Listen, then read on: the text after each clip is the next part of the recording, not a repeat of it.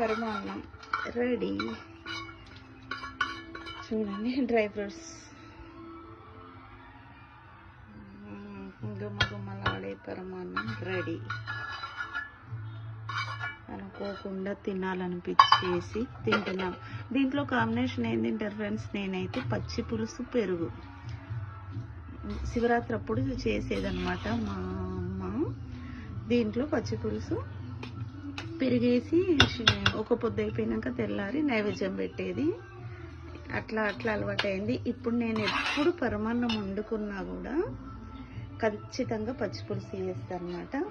పచ్చి పులుసు పెరుగు మొత్తం తీయగా కాకుండా పుల్లగా అట్లా ఉంటుంది కదా, అట్లుంటే ఎక్కువ తినొచ్చు, మంచిగా అనిపిస్తుంది అనమాట.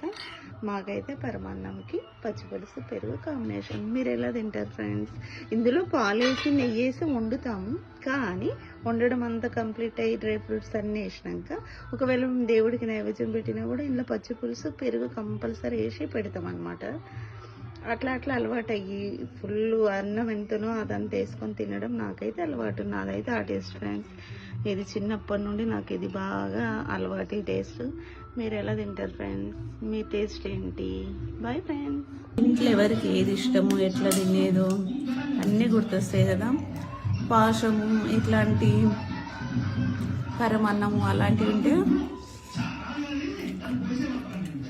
మా అమ్మ మాత్రం పరమాన్నంకి పులుసు పెరిగే తింటుంది. మా బాబు బాబు అంటాము. మా నాన్న మాత్రం పరమాన్నమైన పాశమైన వేడి పాలు వేసుకొని తినేటోడు. అన్నీ గుర్తొస్తాయి కదా ఫ్రెండ్స్.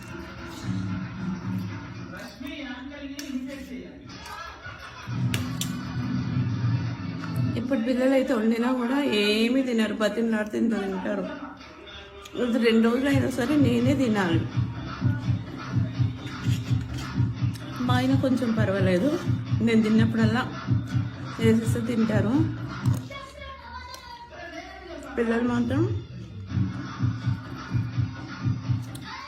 ఇప్పుడు వదుకోసేపు అయినాక అట్లా అనుకుంటా చాలా తక్కువ. అప్పుడైతే వండుతుంటే ఎప్పుడు వండుతారా, ఎప్పుడు అయిపోతుందా అని వండే దగ్గరనే కూర్చునే వాళ్ళం. ఫ్యాన్ కింద పెట్టి చల్లార్చుకునే వాళ్ళం. చల్లగా అయినంతసేపు కూడా ఆగేది కాదు స్వీట్ మాత్రం. నాకైతే ఉడుకుతుంటేనే ఎప్పుడు తిందామా అనిపిస్తుండే.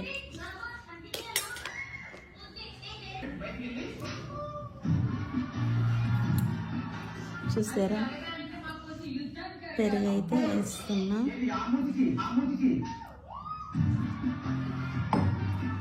ఇది కూడా మా అమ్మ డిష్ అన్నమాట.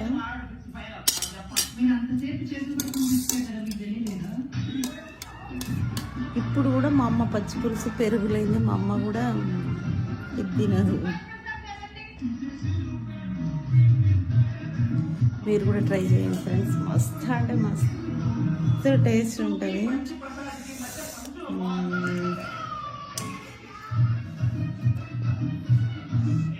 పుల్లగా తీయగా.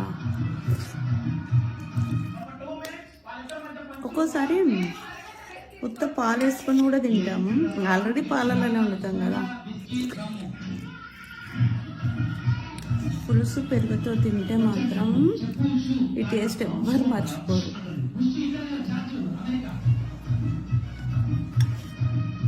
ఇందులో ఎండు కొబ్బరిలో కూడా వేస్తుంది మా అమ్మ. నేను కూడా వేసినాం. మా చిన్నప్పుడైతే ఈ డ్రై ఫ్రూట్స్ అవి ఏమీ లేదు. ఇలాచి, ఎండు కొబ్బరి ముక్కలు ఎక్కువ వేసేది.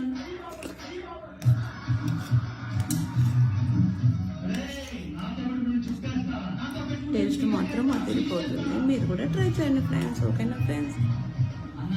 Thank you for watching. ఎట్లయినా చిన్నప్పుడు తిండిలో గుర్తు చేసుకొని తింటే ఎంత హ్యాపీగా ఉంటుంది కదా.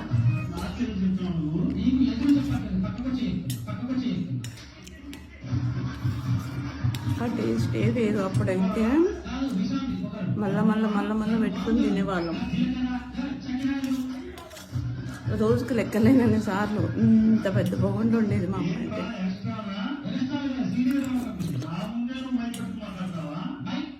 ఏది తిన్నా ఏది చూసినా చిన్నప్పటి బాగా గుర్తొస్తాయి కదా మనకైతే.